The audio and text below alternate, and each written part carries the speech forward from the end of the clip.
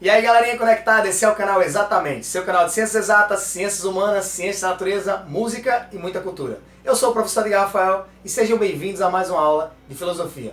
Na aula passada, nós falamos sobre Sócrates, considerado o pai da filosofia. Falamos sobre seus métodos, maêutica, retórica, dialética e ironia. Falamos também sobre a sua biografia, onde nasceu, de quem era filho, onde viveu, qual sua profissão e quais acusações que levaram à sua morte por envenenamento.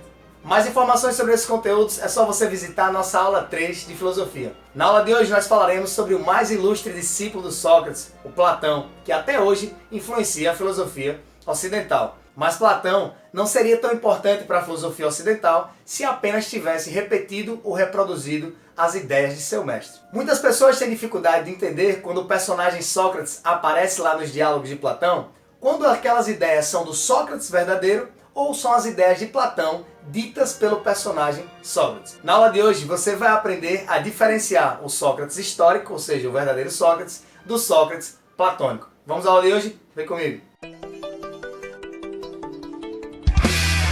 Platão, seu nome de batismo era Aristóteles, mas foi apelidado assim por um dos mestres de luta lá da Grécia nas academias, devido à sua estrutura física. Platão nasceu em Atenas. Sua mãe era irmã de um dos filósofos muito importantes lá na Grécia Antiga, o Critias. Sua família fazia parte da aristocracia, ou seja, o Platão vinha de uma família da elite. E tem que ficar claro para você, estudante, que agora no período clássico, o foco da filosofia não é mais a natureza, como na época dos pré-socráticos, né? Buscar a física, a arqué, estudar a natureza para tentar descobrir qual a sua origem. O foco agora no período clássico, desde o Sócrates dos sofistas, é o homem, é estudar a política, é a busca pela verdade, pelas essências. Agora se torna uma filosofia mais humanística. Então esse é o campo de atuação do Platão. Bom, como filho da aristocracia, era natural que seguisse a carreira política e buscasse uma educação, né? Buscasse a tal paideia. Na época, quem era responsável por essa educação eram os sofistas, né? Conhecidos como os rivais aí do Sócrates. Mesmo sendo os sofistas encarregados de passar a educação, já que ele era da aristocracia, os pais poderiam pagar pela educação, ele preferiu escolher o Sócrates. E aí o Sócrates passa a educá-lo. Então vejam bem, daí já vem uma influência de seu mestre, onde ele começa a analisar de que o verdadeiro filósofo era o Sócrates, que ensinava sem querer nada em troca. Devido à sua escolha de receber a educação do Sócrates e não dos sofistas, ele já gera um certo bloqueio em relação aos sofistas, por cobrarem pelo conhecimento. Então dá para entender aí de onde se origina aquela imagem ruim que o Platão descreve dos sofistas, né? Que a gente já até discutiu isso em outras aulas, falando sobre os sofistas, que eles não eram bons ou ruins, que eram pessoas que por não fazerem parte da aristocracia, cobravam pelo serviço de ensinar a dialética, a retórica, né? A arte de discursar, do convencimento. Então, veja, o Platão tinha um certo bloqueio em relação a isso, né? Ele acredita que o exemplo de filósofo era o Sócrates, influência do seu mestre, é claro. E é daí que vem, né? O principal personagem de todos os diálogos, os 28 diálogos aí de Platão, é o Sócrates. Então é o filósofo exemplar. Então Platão tinha um Sócrates idealizado. Logo a escolha do personagem Sócrates como sendo o protagonista de todos os seus diálogos vem daí, né? Influência do seu mestre. Mas o que muitos não conseguem entender é quando é que naqueles diálogos, já que o Sócrates não deixou nada escrito, quando é que aparece a figura do Sócrates, ou as ideias do Sócrates histórico, e quando aparecem as ideias do Platão. E aí alguns estudiosos chegam à seguinte conclusão. Na juventude, Platão escreve alguns diálogos, que é, por exemplo, a Apologia de Sócrates e Critão. Nesses dois diálogos aparecem mais o Sócrates histórico, ou seja, as ideias do seu mestre de verdade. Por quê? Eles são conhecidos como diálogos aporeicos. Por quê, professor? Nesses diálogos é presente o Sócrates questionador, interrogador, usando sempre a dialética, né? Perguntando sobre o que o seu interlocutor estava falando, sempre aquelas interrogações, mas que não chegava a uma conclusão, deixava sempre aquela ideia em aberto, o que dá sempre a interpretação de que a ideia está inacabada, né? Ela está sempre em construção e que não chegamos a uma finalidade ou uma conclusão objetiva, podendo tirar outras conclusões. Então, nesses diálogos da juventude, principalmente na Apologia de Sócrates e Nicritão, são conhecidos como os diálogos da juventude, aparecem a figura do mestre Sócrates, ou seja, do Sócrates histórico. E quem é o Sócrates platônico? Nos diálogos conhecidos como diálogos da maturidade, O Platão também usa o Sócrates como personagem, mas agora ele introduz as suas ideias. Como é que a gente pode chegar a essa conclusão? Por exemplo, na República ou no Banquete, você vai ver que as ideias elas são finalizadas, elas são mais amadurecidas, elas chegam a um ponto, ou seja, têm uma intenção, são mais trabalhadas. Então dá para distinguir nos primeiros diálogos e nos últimos diálogos de Platão quem está presente. A figura mais do seu mestre, ou seja, a reprodução das ideias de Sócrates ou as ideias do próprio Platão. Então vamos recapitular aqui, né? Platão, que seu nome verdadeiro era Aristóteles, é só um apelido devido às suas características físicas, né? Vamos lá. Então a descoberta do suprassensível, como assim, professor? Lembre, os pré-socráticos eram investigadores da natureza, que iriam encontrar a arqué, a origem do universo. Já os filósofos clássicos, começando com Sócrates e os sofistas, eram buscar a essência, eram mais humanistas, eram encontrar a verdade, né? No caso do Sócrates. Já os sofistas, a arte de discursar, então volta a ser uma filosofia mais humanística. Então era ético, político e humanistas os filósofos clássicos. Uma coisa que você tem que entender e que todo mundo tem dificuldade é entender. Quando com Sócrates, já que o Sócrates não escreveu nada, e só tudo que sabemos sobre Sócrates aparece nos diálogos de Platão, quando é que aparece o Sócrates histórico, ou seja, o mestre de Platão, ou quando Platão está colocando ou inserindo suas ideias? Aí a gente divide esses diálogos em dois tipos,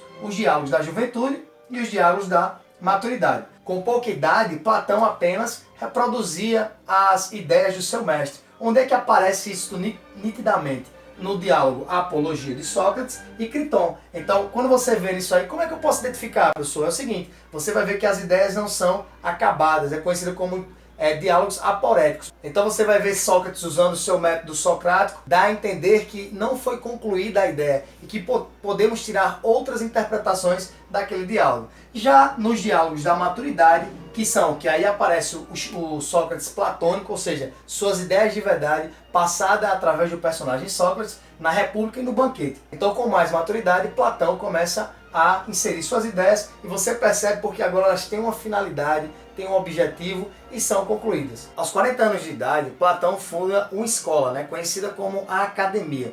Lá na Academia de Platão, a maior parte do conhecimento tinha dois tipos de conhecimento, um conhecimento esotérico com X e esotérico com S. Esses dois conhecimentos dependiam do público. O conhecimento esotérico com X era só para visitantes, né, da ideia de externo. Então, quando tinham visitantes, membros itinerantes que volta e meia estavam ou não estavam lá, Platão passava esse conhecimento esotérico. Mas para membros que faziam parte, que diariamente estavam, né, convivendo naquela academia, era um conhecimento esotérico. E a maior parte desse conhecimento não era escrito.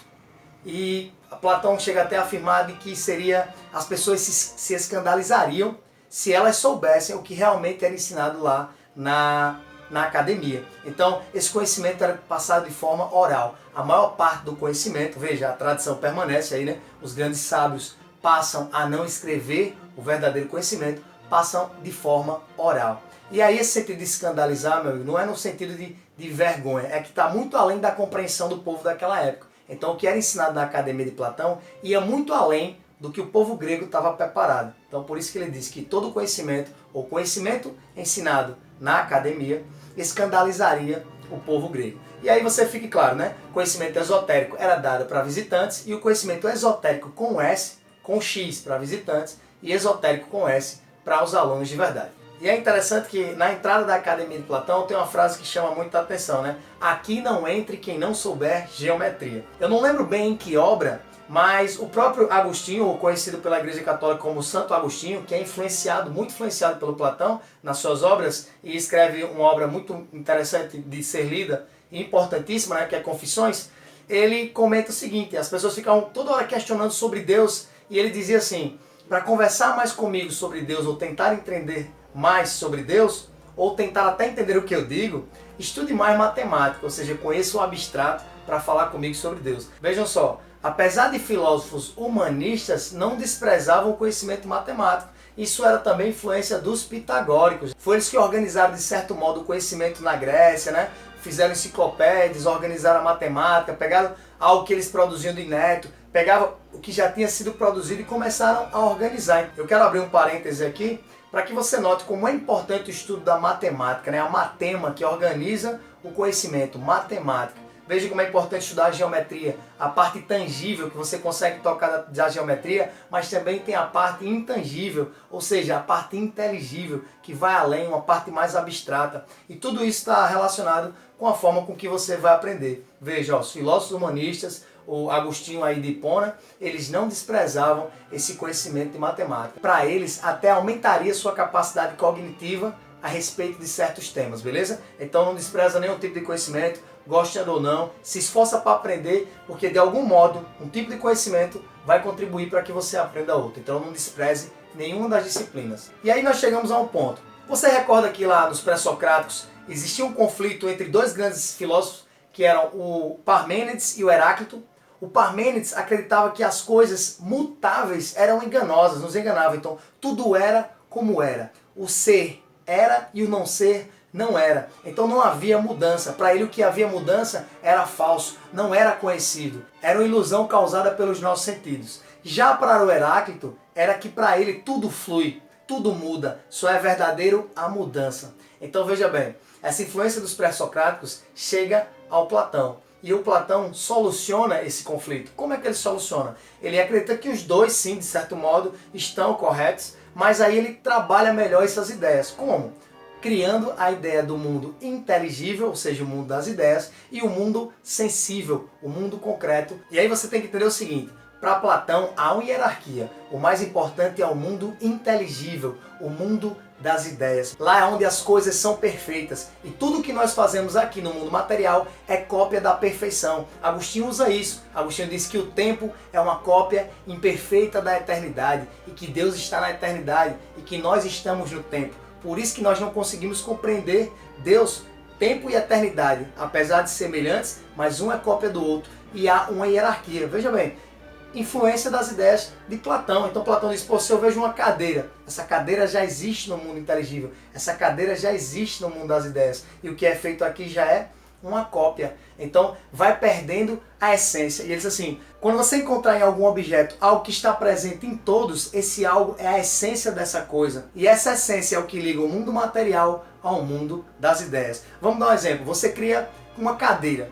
As pessoas, um artesão cria uma cadeira. Existem vários tipos de cadeira, mas o objetivo principal da cadeira não é sentar, então ali é a essência daquela cadeira. Mas uma cadeira perfeita, ela está lá, na eternidade. A cadeira perfeita só se encontra na eternidade. E nossa busca aqui, segundo Platão, é se reconectar com esse mundo das ideias. Platão usou alegoria para tentar explicar essa situação aí. Ele fala sobre o rio Let. Ele diz que o espírito, ele é imortal, ele vive para sempre e vive no mundo das ideias. E aí quando ele decide vir para o mundo material, ele vai beber a água em um rio chamado Rio Let. E é o rio do esquecimento. Aqueles espíritos que querem viver uma vida de facilidades, de bonança, de tranquilidade, muita riqueza, sem muita recordação ou comprometimento com a verdade, ele bebe muita água no Rio Let. Então quando ele bebe muita água, ele acaba esquecendo muito mais do que ele já sabia. Porque ele sabia de muita coisa, ele conhecia a verdade lá no mundo das ideias. Então quando ele vem, bebe muita água, esqueceu muito. Já os espíritos mais comprometidos com a verdade, que não querem se perder desse caminho, então eles bebem menos água e acabam esquecendo menos. Mas todos os espíritos, ao virem aqui para a Terra, eles têm que passar por esse Rio Let e tomar a água do esquecimento. E aí você já deve ter lido ou está se recordando de alguma coisa que você leu e que remete a Platão. Percebe como ele é importante para a filosofia ocidental e até em partes para alguns filósofos orientais? E tratando-se de mundo inteligível, mundo das ideias e mundo material, você deve lembrar sempre do mito da caverna, né? Ou a alegoria da caverna. Professor, do que se trata esse mito que é famoso? Eu já ouvi falar muito desse mito e dessa alegoria da caverna. A alegoria da caverna narra o seguinte, que uma civilização de alguns homens viviam no fundo de uma caverna. E o que iluminava estavam amarrados, certo? E virados para o fundo da caverna. Assim, ó. Então eles estavam de costas para a caverna e o que eles viam passar na parede era apenas sombra. Naquela caverna existia uma fogueira que iluminava esses homens de costas. Tudo que eles viam lá no fundo da caverna era apenas sombras. E certo dia um desses homens consegue escapar e sobe até a caverna.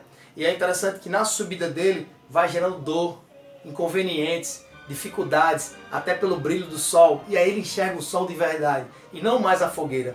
E esse sol de verdade você tem que entender o seguinte, é esse acesso ao mundo das ideias. Como Platão diz assim, ó, no mundo, o sol está para o mundo material, como as ideias estão para o mundo inteligível. Então o conhecimento, a verdade está para o mundo inteligível. Então essa alegoria é uma metáfora nessa história, conta o seguinte: quanto mais vai subindo, mais dor, mais inconveniente sair da escuridão e olhar o brilho do sol. Quer dizer, para conhecer a verdade, para ter conhecimento, exige sacrifício, gera dor. E aí esse homem resolve voltar lá para a caverna para contar para os seus compatriotas. E aí quando ele vai falar sobre isso, ele é tido como louco, é agredido, passa por dificuldades. Então veja bem, se isso não é comum, né? Platão como teve uma sacada genial. Na história nós vamos enxergar muitas vezes essa situação. Quantas pessoas foram mal interpretadas enquanto vivas e depois morrem e são reconhecidas? Por exemplo, sei lá, Joana d'Arc, que depois até pela Igreja Católica só Santa Joana d'Arc. Por quê? E na época? Por que aconteceu tanta coisa ruim com ela? Entre outros, a gente vai ver muitas pessoas mal interpretadas. O Da Vinci, o próprio Da Vinci. Quantos morreram na miséria, sem reconhecimento, sem ser valorizado? E aí morre e as gerações depois são reconhecidos. Às vezes como mártires, como santos, como gênios. Percebam, eu até entendo por esse lado que a humanidade talvez não estivesse pronta para aqueles homens. Ou aqueles homens vieram para trazer exatamente isso. Puxar a humanidade para o crescimento. Olha como é que é importante, né? Então, esses caras vêm para cá, trazem lições que a sociedade não está preparada naquela época. E depois, gerações depois, 30, 40, até 100 anos depois, a gente volta a rever quantos na Idade Média não sofreram, não foram queimados, né? Quantos foram tidos como loucos ou tiveram que se retratar? Por exemplo, Galileu, Copérnico, Giordano Bruno. Então, muitos dos grandes homens da história são tidos como loucos, sejam músicos, Beethoven, Mozart, Van Gogh, pintores, artistas plásticos, né? E aí, falando em artistas plásticos, eu me recordo de uma situação. O Platão tinha um certo receio com artistas, principalmente com poeta.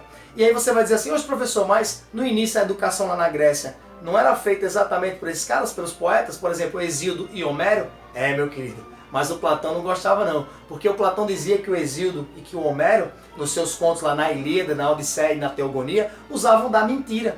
Então assim, eles criavam mitos, né, mentiam, e para Platão a mentira não era meio de ensinar. Apesar de ser educativa, a gente já até comentou sobre isso, né, que no início da filosofia, ela começou como um mito, a educação era através do mito, era passada oralmente através desses poemas do Hesíodo e do Homero, e aí o Platão tinha um certo preconceito. Ele não queria, lá na sociedade ideal dele que ele descreve na República, ele não queria poetas, artistas nesse sentido. Por quê? Porque eram pessoas que... E até artistas plásticos, porque era a cópia da cópia. Veja bem, se nós estamos no mundo material, e o mundo material, tudo que existe aqui, já existe no mundo das ideias. Como eu tinha falado anteriormente, já somos uma cópia imperfeita. Então, tudo que está aqui é copiado, mas não é perfeito como no mundo inteligível. Aí veja só, o artista vem e copia, faz a cópia da cópia, e ainda com o uso de mentiras, principalmente os poetas, contra o Hesíodo e contra o Homero. É importante também você lembrar uma situação sobre o Platão, que no diálogo da República, Platão fala sobre uma cidade ideal, e que essa cidade devia ser regida por um filósofo rei, ou um rei filósofo. Platão sai de Atenas e vaga por toda aquela parte do mundo clássico conhecido, né? Então, nas suas viagens, Platão adquire muito conhecimento, muita cultura, aprende muita coisa. E aí ele chega em Siracusa.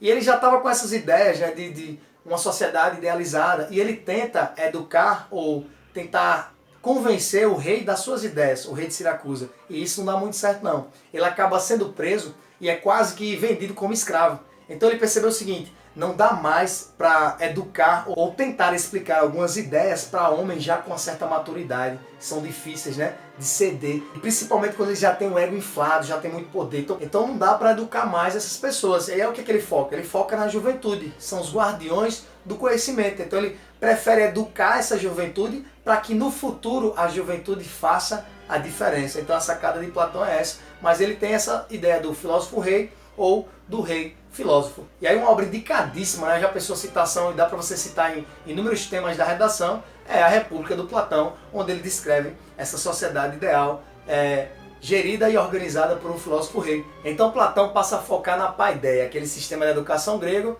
e que para atingir uma sociedade justa é preciso educar as pessoas desde a infância. Então o foco de Platão é um foco mais da infância, né? A pedagogia de fato, ensinar às crianças para que no futuro elas façam a diferença. Então, recapitulando aqui, ó, Academia de Platão. Platão funda sua academia aos 40 anos, né? E tem um aluno ilustre aí, um aluno que passa 20 anos nessa academia e se torna um grande filósofo conhecido até hoje, que é o Aristóteles. Então, Aristóteles foi um dos discípulos aí do Platão e passa 20 anos lá na academia do Platão.